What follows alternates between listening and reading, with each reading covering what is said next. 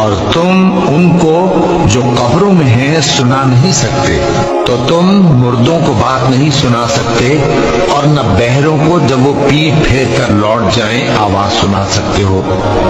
اور جن لوگوں کو تم اس کے سوا پکارتے ہو وہ کھجور کی گٹھلی کے چھلکے کے برابر بھی تو کسی چیز کے مالک نہیں۔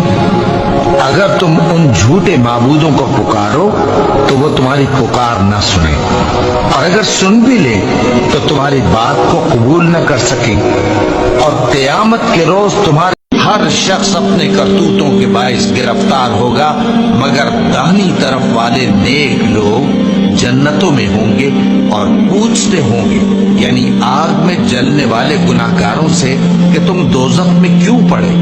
وہ جواب دیں گے کہ ہم نمازیوں میں شامل نہ ہوئے، اور نہ ہم فقیروں کو کھانا کھلاتے تھے، اور ہم بحث کرنے والوں کے ساتھ مل کر بحث کرتے تھے، اور روز جزا کو جھٹلاتے تھے، یہاں تک کہ ہمیں موت آ گئی۔ سوال ہوگا آج کس کی حکومت ہے؟ جواب ملے گا اللہ کی، جو اکیلا ہے، بڑا زبردست ہے۔